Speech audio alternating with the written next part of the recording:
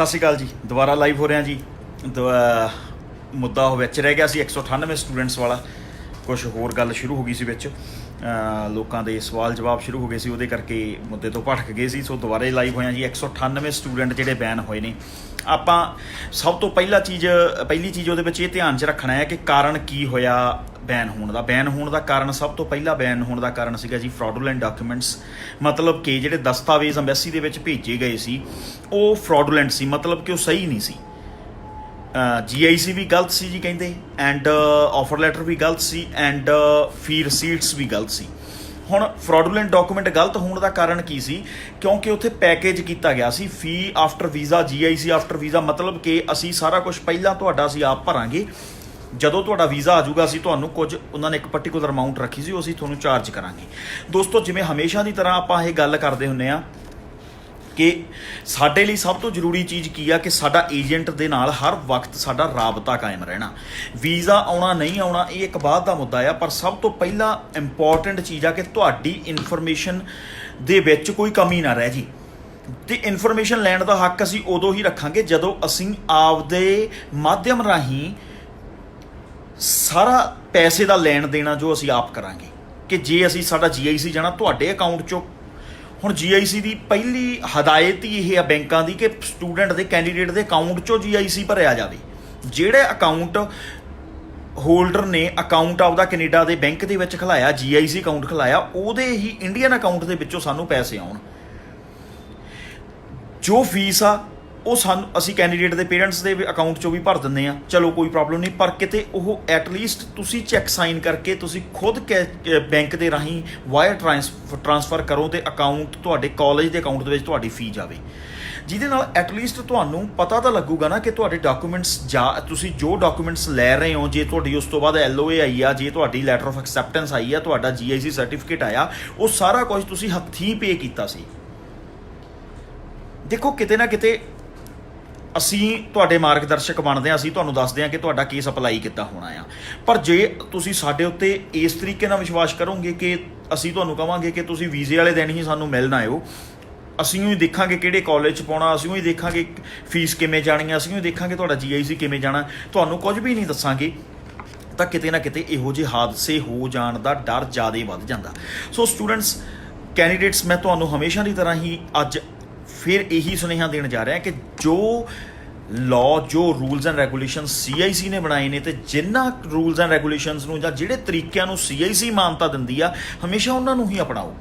ਆਪਦੇ ਜਿਹੜੇ ਇੱਥੇ ਬਣਾਏ ਜਾਂਦੇ ਨੇ ਐਡਵਰਟੀਜ਼ਮੈਂਟਸ ਦੇ ਅਲੱਗ-ਅਲੱਗ ਸਾਧਨ ਨੇ ਇਹ, ਕਿ ਮੈਂ ਫੀ ਆਫਟਰ ਵੀਜ਼ਾ ਲੈ ਲੂੰਗਾ, ਪੈਕੇਜ ਬਣਾ ਦਿੱਤੇ ਜਾਂਦੇ ਨੇ, ਜਾਂ ਰੋਜ਼ ਜਿਹੜੀ ਨਵੀਂ ਗੱਲ ਕੀਤੀ ਜਾਂਦੀ ਆ ਕਿ ਕਦੇ ਕਿਹਾ ਜਾਂਦਾ ਪਲਾਨ ਸ਼ੁਰੂ ਹੋ ਗਿਆ, ਜਾਂ ਕਦੇ ਕਿਹਾ ਜਾਂਦਾ ਇਹ ਪਲਾਨ ਖਤਮ ਹੋ ਗਿਆ ਜੀ, ਇਹ ਪਲਾਨ ਤਾਂ ਮੇਰਾ, ਜੇ ਮੈਂ ਇਹ ਪਲਾਨ ਦੱਸਿਆ ਸੀ ਫੇਸਬੁੱਕ ਦੇ ਮਾਧਿਅਮ ਰਾਹੀਂ ਜਾਂ ਕਿਸੇ ਹੋਰ ਚੈਨਲ ਦੇ ਮਾਧਿਅਮ ਰਾਹੀਂ, ਤਾਂ ਉਹਦੇ ਵਿੱਚ ਜਿਹੜਾ ਸਾਡਾ ਕਾਰਨ ਸੀਗਾ ਉਹ ਮੇਰਾ ਕੋਈ ਕਾਰਨ ਹੋਰ ਸੀ। ਉਹਦੇ ਵਿੱਚ ਕਾਰਨ ਸਿਰਫ ਇਹੀ ਬਣ ਜਾਂਦਾ ਜੇ ਉਹ ਇੰਨੇ ਨਿਰਧੜਕ ਤਰੀਕੇ ਨਾਲ ਸੋਸ਼ਲ ਮੀਡੀਆ ਦੇ ਉੱਤੇ ਬੈਠ ਕੇ ਗਲਤ ਇਨਫੋਰਮੇਸ਼ਨ ਡਿਲੀਵਰ ਕਰਦੇ ਨੇ, ਤਾਂ ਕਾਰਨ ਉਹਦਾ ਇਹ ਬਣ ਜਾਂਦਾ ਕਿ ਗਲਤ ਇਨਫੋਰਮੇਸ਼ਨ ਲੈ ਕੇ ਸੁਣਨ ਵਾਲੇ ਲੋਕ ਵੀ ਨੇ ਬਹੁਤ, ਤੇ ਸੁਣ ਕੇ ਉੱਥੇ ਪਹੁੰਚ ਕੇ ਅਪਲਾਈ ਕਰਨ ਵਾਲੇ ਵੀ ਲੋਕ ਬਹੁਤ ਨੇ। ਉਹਦਾ ਕਾਰਨ ਇਹੀ ਆ ਕਿ ਅਸੀਂ ਪੈਸਿਆਂ ਦੇ ਰਿਸਕ ਨੂੰ ਰਿਸਕ ਮੰਨਦੇ ਆ, ਪਰ ਆਪਦੇ ਫਿਊਚਰ ਦੇ ਰਿਸਕ ਨੂੰ ਰਿਸਕ ਨਹੀਂ ਮੰਨਦੇ।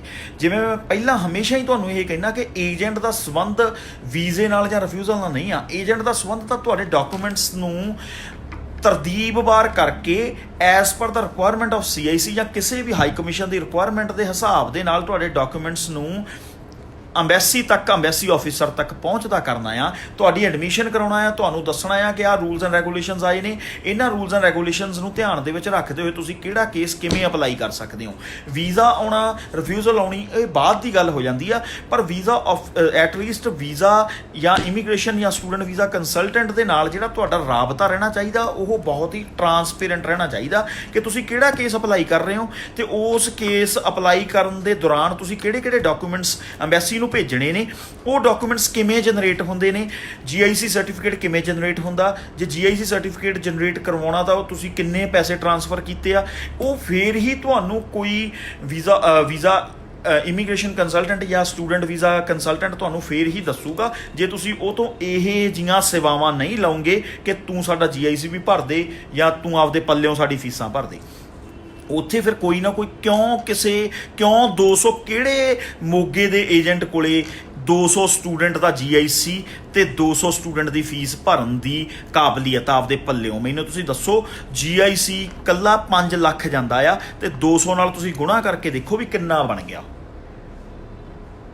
ਸਾਨੂੰ ਸਮਝਣਾ ਪਊਗਾ ਕਿ ਇੰਨਾ ਕੈਸ਼ ਕਿਹੜੇ ਏਜੰਟ ਕੋਲੇ ਹੋਊਗਾ ਕਿ ਉਹ ਆਪਦੇ ਪੱਲਿਓਂ ਭਰ ਕੇ ਤੁਹਾਡੇ ਵਾਸਤੇ ਤੁਹਾਡਾ GIC ਸਰਟੀਫਿਕੇਟ ਤੇ ਤੁਹਾਡੀਆਂ ਫੀਸਾਂ ਦੀ LOA ਤੁਹਾਨੂੰ ਲਿਆ ਕੇ ਦੇਵੇ। ਇਟ ਮੀਨਸ ਫਿਰ ਕਿਤੇ ਨਾ ਕਿਤੇ ਜੇ ਇੰਨੀ ਮਤਲਬ ਉੱਥੇ ਜੇ ਆਪਾਂ ਗੱਲ ਕੀਤੀ ਜਾਵੇ 200 ਦੀ ਤਾਂ 10 ਕਰੋੜ ਰੁਪਈਆ ਬਣ ਗਿਆ ਤੇ ਫੀਸ ਵੀ ਨਾਲ ਲਾ ਲਓ 20 ਕਰੋੜ ਦੇ ਕਰੀਬ ਇਹ ਗੱਲ ਚਲੀ ਜਾਂਦੀ ਹੈ। 6 ਮਹੀਨੇ ਦੀ ਫੀਸ ਵੀ ਲਾ ਕੇ ਚੱਲੀਏ ਤਾਂ ਇੰਨਾ ਅਮਾਊਂਟ, ਇੰਨੀ ਜ਼ਿਆਦਾ ਅਮਾਊਂਟ ਕਿਸੇ ਕਿਹਦੇ ਕੋਲੇ ਇਹ ਪਈ ਹੋਊਗੀ ਕਿ ਉਹ ਤੁਹਾਡੇ ਵਾਸਤੇ ਪਹਿਲਾਂ ਜਮ੍ਹਾਂ ਕਰਾਵੇ, ਬਾਅਦ 'ਚੋਂ ਤੁਹਾਨੂੰ ਉਹ ਤੁਹਾਡੇ ਤੋਂ ਫੀਸ ਇਹ ਸਾਰੀ ਜਾਂ ਤੁਹਾਡੇ ਤੋਂ ਇਹ ਸਾਰੇ ਜਿਹੜੇ ਖਰਚਾ ਤੁਹਾਡਾ ਹੋਇਆ ਲਵੇ।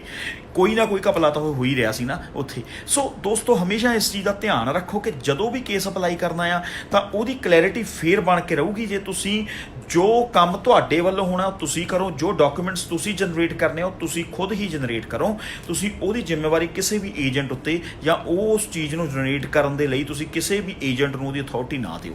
ਤੁਸੀਂ ਹਾਂ ਫੀਸ ਨਹੀਂ ਭਰਨੀ ਆਉਂਦੀ ਤੁਸੀਂ ਉਹਦੀ ਉਸ ਬਾਰੇ ਇਨਫੋਰਮੇਸ਼ਨ ਲੈ ਸਕਦੇ ਆ। ਤੁਸੀਂ GIC ਨਹੀਂ ਭਰਨਾ ਤੁਸੀਂ ਉਹਦੇ ਬਾਰੇ ਇਨਫੋਰਮੇਸ਼ਨ ਲੈ ਸਕਦੇ ਆ। ਪਰ CIC ਕਹਿੰਦੀ ਆ ਕਿ ਜਾਂ ਬੈਂਕ ਦੀ ਵੀ ਇਹ ਰਿਕੁਆਇਰਮੈਂਟ ਆ, ਬੈਂਕ ਆਫ ਨੋਵਾ ਸਕੋਸ਼ੀਆ ਜਾਂ ਤੁਸੀਂ ICIC ਵਿੱਚ ਆਪਦੀ GIC ਅਕਾਊਂਟ ਖੁਲਾਇਆ ਤਾਂ ਜਿਹੜਾ ਪੈਸਾ ਟਰਾਂਸਫਰ ਹੋਣਾ ਆ ਉਹ ਤੁਹਾਡੇ ਕੈਂਡੀਡੇਟ ਦੇ ਇੰਡੀਅਨ ਅਕਾਊਂਟ ਦੇ ਵਿੱਚੋਂ ਜਾਂ ਪੰਜਾਬ ਦੇ ਜਿਹੜੇ ਉਹਦੇ ਆਪਦਾ ਜਿਹੜਾ ਉਹਦਾ ਖਾਤਾ ਆ ਆਪਦੀ ਕੰਟਰੀ ਦੇ ਵਿੱਚ ਉੱਥੋਂ ਉਸ ਸੇਮ ਖਾਤੇ ਦੇ ਵਿੱਚੋਂ ਸੇਮ ਅਕਾਊਂਟ ਹੋਲਡਰ ਦੇ ਖਾਤੇ ਦੇ ਵਿੱਚੋਂ ਹੀ ਪੈਸੇ ਟਰਾਂਸਫਰ ਹੋ ਸਕਦੇ ਨੇ। ਸੋ ਇਹ ਆਪਾਂ ਇਹਨਾਂ ਚੀਜ਼ਾਂ ਤੋਂ ਬਚਣ ਦਾ ਇੱਕ ਕਾਰਨ ਆ, ਇੱਕ ਤਰੀਕਾ ਆ, ਜਾਂ ਇਹਨਾਂ ਚੀਜ਼ਾਂ ਵਿੱਚ ਘਿਰ ਜਾਣ ਦਾ ਇੱਕ ਕਾਰਨ ਆ ਕਿਤੇ ਨਾ ਕਿਤੇ ਜਾ ਕੇ ਅਨਅਵੇਅਰਨੈਸ ਆ। ਅਸੀਂ ਜਿਹੜੀਆਂ ਇਹ ਸਾਨੂੰ ਅਟਰੈਕਟ ਕਰਨ ਵਾਲੀਆਂ ਐਡਵਰਟੀਜ਼ਮੈਂਟਸ ਨੇ ਨਾ ਉਹਨਾਂ ਦੇ ਜਾਲ ਦੇ ਵਿੱਚ ਫਸ ਜਾਂਦੇ ਆ। ਸੋ ਹੁਣ 5-5 ਸਾਲ ਦੇ ਗੈਪ ਬੈਨ ਲੱਗੇ ਨੇ, ਕੋਈ ਉਹਦੇ ਵਿੱਚ ਐਡੀ ਪ੍ਰੋਬਲਮ ਨਹੀਂ। ਮੈਂ ਅੱਜ ਇੱਥੇ ਸੋਸ਼ਲ ਮੀਡੀਆ ਦੇ ਮਾਧਿਅਮ ਰਾਹੀਂ ਤੁਹਾਨੂੰ ਦੱਸ ਦੇਣਾ ਚਾਹੁੰਦਾ ਕਿ ਜਿਹੜੇ ਸਟੂਡੈਂਟਸ ਸੁਣ ਰਹੇ ਨੇ ਉਸ ਠੱਗੀ ਦਾ, ਉਸ ਧੋਖੇ ਦਾ ਸ਼ਿਕਾਰ ਹੋਏ ਨੇ, ਤੁਸੀਂ ਮੈਨੂੰ ਆ ਕੇ ਮਿਲ ਸਕਦੇ ਹੋ। ਮੈਂ ਫ੍ਰੀ ਆਫ ਕਾਸਟ ਤੁਹਾਡੇ ਬੈਨ ਹਟਵਾਉਣ ਦੀ ਕੋਸ਼ਿਸ਼ ਕਰੂੰਗਾ। ਕੈਨੇਡਾ ਦੇ ਵਿੱਚ ਸਾਡੀ ਲਾਇਰਸ ਦੀ ਟੀਮ, ਸਾਡੀ ICCRC ਮੈਂਬਰਸ ਦੀ ਟੀਮ ਆ। ਜੇ ਸਾਨੂੰ ਫੈਡਰਲ ਕੋਰਟ ਰਾਹੀਂ ਵੀ ਤੁਹਾਨੂੰ ਕੁਛ ਵੀ ਤੁਹਾਡੇ ਲਈ ਝਗੜਨਾ ਪਊਗਾ ਤਾਂ ਅਸੀਂ ਖੁਦ ਝਗੜਾਂਗੇ ਤੁਹਾਡਾ ਕੇਸ ਐਂਡ ਉਹ ਬੈਨ ਤੁਹਾਡੇ ਹਟਾਏ ਜਾਣਗੇ, ਹਟ ਵੀ ਜਾਣਗੇ ਕਿਉਂਕਿ ਏਜੰਟ ਦੇ ਉੱਤੇ FIR ਦਰਜ ਹੋ ਗਈ ਆ, ਕੰਪਨੀ ਨੂੰ ਬੈਨ ਕਰ ਦਿੱਤਾ ਗਿਆ, ਉਹਦਾ ਲਾਇਸੈਂਸ ਕੈਂਸਲ ਕਰ ਦਿੱਤਾ ਗਿਆ ਆ। ਸੋ ਉੱਥੇ ਹੁਣ ਆਪਾਂ ਉਹਦੇ ਉੱਤੇ ਵਰਕਆਊਟ ਕਰ ਸਕਦੇ ਹਾਂ। ਦੂਸਰੀ ਗੱਲ ਮੈਂ ਉਹਨਾਂ ਸਟੂਡੈਂਟਸ ਬਾਰੇ ਕਰਨਾ ਚਾਹੁੰਦਾ ਜਿਹੜੇ ਕੈਨੇਡਾ ਵਿੱਚ ਪੜ੍ਹ ਰਹੇ ਸੀ, ਕਿਸੇ ਨਾ ਕਿਸੇ ਕਾਰਨ ਕਰਕੇ ਆਊਟ ਆਫ ਸਟੇਟਸ ਹੋ ਗਏ ਨੇ, ਮਤਲਬ ਕਿ ਕੋਰਸ ਪੂਰਾ ਨਹੀਂ ਹੋਇਆ, ਉਸ ਤੋਂ ਬਾਅਦ ਵਰਕ ਪਰਮਿਟ ਅਪਲਾਈ ਨਹੀਂ ਹੋਣਾ ਸੀ ਜਾਂ ਦੁਬਾਰੇ ਸਟੱਡੀ ਪਰਮਿਟ ਐਕਸਟੈਂਸ਼ਨ ਨਹੀਂ ਮਿਲੀ, ਕੈਨੇਡੀਅਨ ਗਵਰਨਮੈਂਟ ਨੇ ਮੁਲਕ ਛੱਡ ਜਾਣ ਦੇ ਲਈ ਕਿਹਾ, ਚੋਰੀ ਰਹਿ ਰਹੇ ਨੇ। ਪਲੀਜ਼ ਸਭ ਤੋਂ ਪਹਿਲਾਂ ਤਾਂ ਜਿੰਨੇ ਕੁ ਮੈਂ ਉੱਥੇ ਕੈਂਡੀਡੇਟਸ ਨੂੰ ਮਿਲ ਕੇ ਆਇਆ ਆਊਟ ਆਫ ਸਟੇਟਸ ਹੋਏ ਨੇ ਉਹਨਾਂ ਵਿੱਚੋਂ 90% ਅਜਿਹੇ ਨੇ ਜਿਨ੍ਹਾਂ ਨੇ ਆਪਦੇ ਮਾਂ-ਬਾਪ ਨੂੰ ਵੀ ਨਹੀਂ ਇਹ ਦੱਸਿਆ ਹੋਇਆ ਕਿ ਅਸੀਂ ਆਊਟ ਆਫ ਸਟੇਟਸ ਹਾਂ।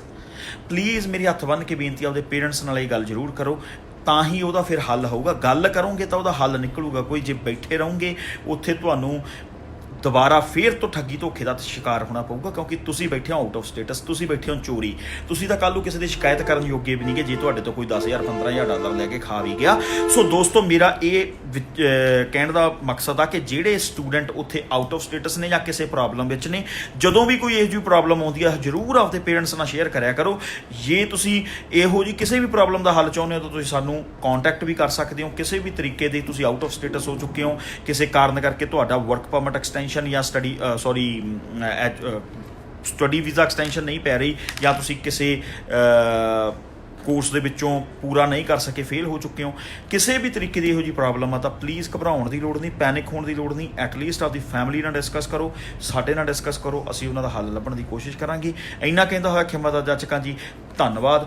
ਹੁਣ ਰੈਗੂਲਰ ਮੋਗਾ ਆਫਿਸ ਜਾਂ ਤੋਂ ਅਪੁਆਇੰਟਮੈਂਟਸ ਲੈਣੀਆਂ ਸ਼ੁਰੂ ਕਰੂੰਗਾ ਜੀ। ਮੰਡੇ ਨੂੰ ਮੋਗਾ ਆਫਿਸ ਬੈਠ ਰਹੇ ਜਿਹੜੇ ਮੇਰੇ ਦੋਸਤ ਵੀਰ ਮਿਲਣਾ ਚਾਹੁੰਦੇ ਨੇ ਮੈਨੂੰ ਆ ਕੇ ਮਿਲ ਸਕਦੇ ਹੋ। ਉਸ ਤੋਂ ਬਾਅਦ ਜਿਵੇਂ ਨੈਕਸਟ ਪ੍ਰੋਗਰਾਮ ਹੋਣਗੇ ਜਿਹੜੇ ਸ਼ਹਿਰ ਦੇ ਵਿੱਚ ਜਾਂ ਜਿਹੜੇ ਆਫਿਸ ਦੇ ਵਿੱਚ ਮਿਲਣਾ ਹੋਇਆ ਕਰੂਗਾ ਕੁਝ ਦਿਨ ਪਹਿਲਾਂ ਉਹਦੇ ਬਾਰੇ ਅਸੀਂ ਜਾਣਕਾਰੀ ਦਿੰਦੇ ਰਿਹਾ ਕਰਾਂਗੇ। ਇੰਨਾ ਕਹਿੰਦਾ ਹੋਇਆ ਖਿਮਾ ਦਾ ਜਾਚਕਾਂ ਜੀ ਧੰਨਵਾਦ।